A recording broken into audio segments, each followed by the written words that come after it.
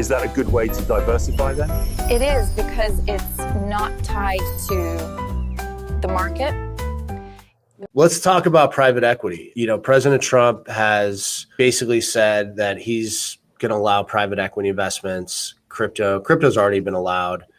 Let's roll President Trump's Here's another reason why allowing employees within 401k plans to invest in private equity is a bad idea. Right. The timing is terrible. When we look at the private equity landscape, there is trillions of dollars locked up in this illiquid asset class.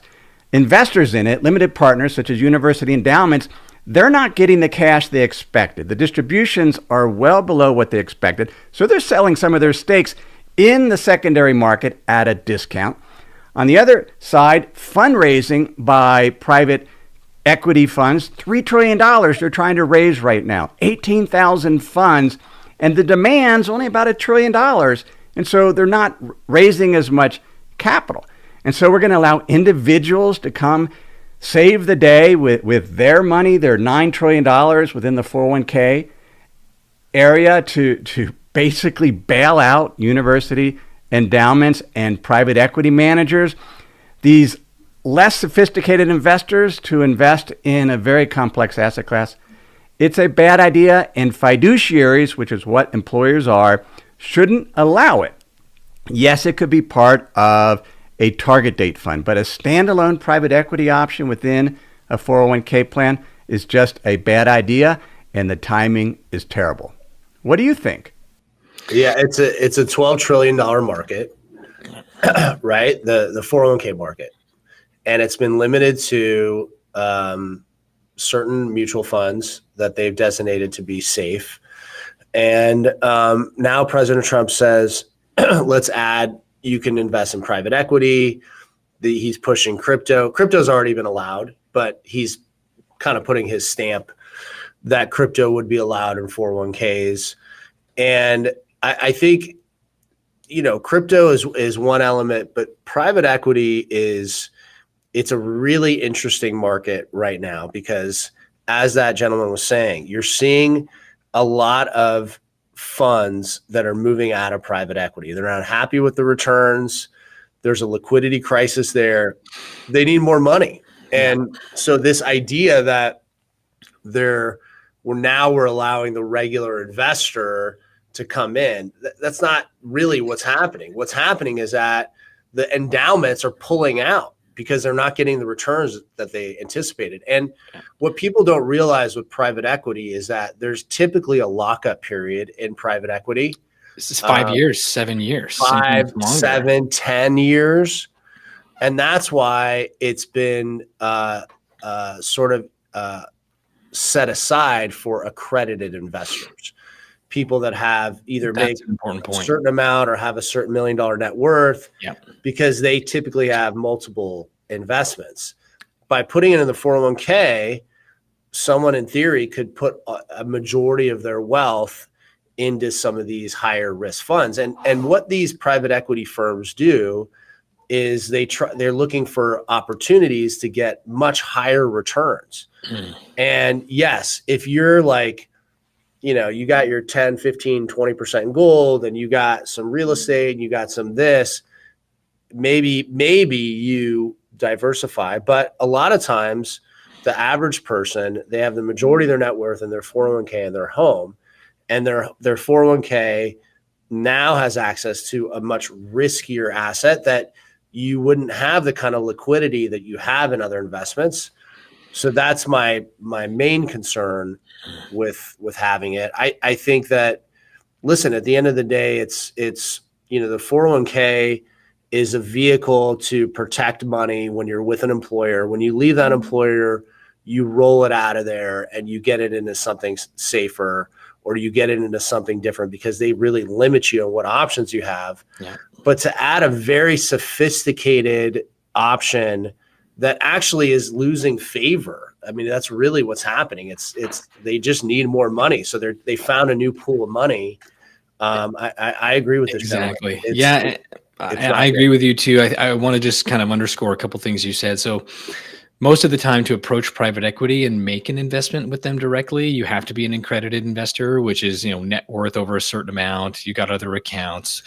Sure. You kind of have a bit of a safeguarding, because it's like, not to say those guys are smarter than us, but they're higher net worth on average, and they're a little bit more savvy. They understand the risks. They understand the illiquidity. They understand the maturity timeframes. And so you're kind of like forewarned before putting money into it that these are all the various risks. And I don't know if that'll be underscored with the average investor who says they want to put a chunk of their 401k into it. You're right about them falling out of favor as well. Like, the world of private equity is essentially, it kind of almost makes me think of, the first movie, Wall Street, right? The corporate raiders. You buy a company, you burden it with a bunch of debt in order to boost up short-term revenues and get its bottom line improved. You trim every cost, staff member that you can to just, again, buffer profits. And you do that in order to then just resell it at a premium. You're actually kind of destroying like the spirit and the authenticity of those smaller businesses. So it's like really profit driven, but the landscape for private equity has become a lot more challenging. Hence all these various university endowment funds actually being really unsettled by the lack of return, even though they're taking on a lot more risk. And think of those things as going hand in hand together, right? If you want to take way more risk, you could potentially make way more. But that risk to reward payoff has actually not worked out, which is, again, that what the university endowments are saying. We also have to get into fees, like, private equity and professionally managed money. You're generally looking at the 2 and 20. So you're paying 2% a year for everything that's managed. And they also want 20% of the profit that they earn for you. So that 2 and 20 model is extremely expensive. To me, and I'm not trying to be cynical, but this, to me, having this inclusion in this executive order to allow diversification from 401ks into these other avenues like cryptos, it's almost like private equity's lobbied very, very successfully to get in. Absolutely. Exactly. To allow themselves to have this potential new envelope of cash that they can access. So, it's a great way for them to improve their bottom line, their revenues, their sales, their fees. But when you're investing, and we'll see how this works out, because it's not happening, but it could happen in the next months, maybe couple years. But you're not investing in the publicly traded private equity firm, like their ticker that you can buy and sell. Right. You're actually handing over cash to the firm itself to deploy as they see fit into any of these fun ventures and takeovers, like these various funds that they have. And if you all of a sudden have something that happens, which, we've seen, of course, I've seen, is people have to sell some of their investments within their IRAs, or people have to withdraw from 401ks in order to, come up with cash. Unfortunately, this happens. People, emergencies and things like that. If you invest a big chunk into private equity, you will not be able to access it for 5 to 7 years. And that's actually, not meaning either that you get your principal back at the end of it. You could get nothing back. So there are obviously pros and cons, pros being diversification, potential of higher returns, these types of things. But by and large, I see this as like kind of a shady inclusion into the new diversification rules. And let's, just the fees alone, like 2 and 20, that means 2's coming off the top, plus the 401k is getting a fee.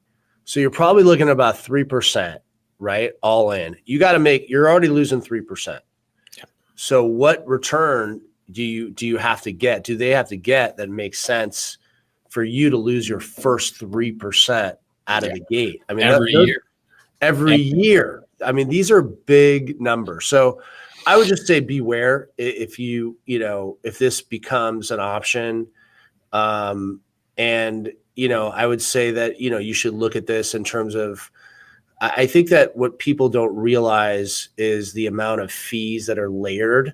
And also the evaluations on the assets with private equity is a murky water in terms of, what they're going to do is, and I've looked at a lot of these, so I have a lot of experience in this, is basically they have a fund and they go, we're going to go after mid-tier businesses and we're going to give them funding and structure to get to the next level. Well, when they buy a percentage of that business, they do an evaluation that is based on their numbers, and part of the returns are based on these evaluations.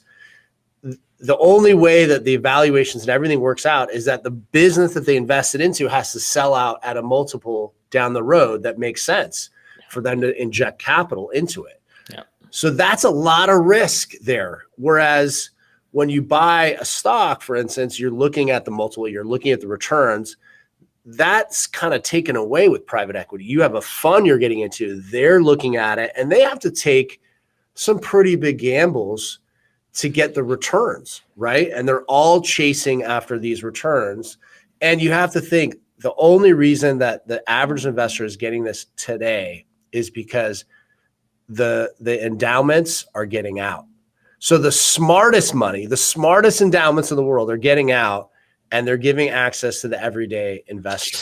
Just substitute it like lambs to the slaughter, right? It's just kind of like smart money wants out. Let's get the dumb money in to fill that hole. Right. And it's really unfair. And I agree with you. I think especially if there's any validity to, again, economic slowing down, an economic slowdown or recession, like these private equity deals actually aren't going to be any better. Actually, they're going to be a lot worse. And the economic environment could actually be a lot more challenging for them to get a return. Yeah. So all in all, I do think it's probably something to be very cautious of. I think the tendency to be overexposed to just stocks and bonds is, and right now we know that it's the highest allocation amongst the 65 plus crowd ever to stocks and bonds. So like they're probably bearing too much risk. Diversifying away from that makes sense. But that's where, not talking my own book, I'm an investor first, sales guy second, is we probably do need to look at safe hedges, right? Things that are negatively correlated with the stock market and with the economy. So if the stock market tanks and we do have a recession and they cut rates and they print a bunch of money, best performing asset class the last 2 years anyway is the precious metals complex. And we will see a continuation of that under a recessionary kind of economic condition. And so hedging into the metals probably makes more sense than hedging into private equity, which is 100%. Yeah. Yeah. Private equity is it's not the right time right now because you're literally buying into funds that are having to find opportunities when the stocks of the prices and companies have never been higher. So everybody's buying at a premium. You're buying the private equity at a premium. They're paying a premium. Yeah. That's the problem. So yes, you need that hedge. You need that protection. You need that gold and silver. That's what we're talking about today. Why did I invest in gold? That's a no-brainer. I work hard for my family, my children's future, my retirement. That's what it's all about. But I could lose everything overnight. The bubble burst, Black Monday, COVID. We've seen it happen way too many times. And gold is the only asset that survived all of those disasters. So the question isn't, should we invest in gold? The question is, who do we invest with? Now, trust me, I called about 20 different gold companies. Noble Gold Investments not only answered all of my questions objectively and patiently, but they were the only gold company to offer information to help me make better decisions. I invested just the minimum amount to start. I just wanted to feel them out a little bit, but Noble Gold Investments went out of their way to make me feel like a multi-million-dollar investor. The paperwork took less than 5 minutes. I get regular updates, and they're still answering my phone calls. Nowadays, it is so hard to find a US-based company like Noble Gold Investments. So if you want my advice, here it is. Don't just invest in gold, invest with Noble Gold. For your free Noble Gold Investments guide, visit noblegoldinfo.com. And got the info on how to invest. Making sure your choices are always the best. From bullion to coins, they'll put you to the test. With knowledge and guidance, you'll be impressed. Give me the gold, the glitter, the shine. Building up my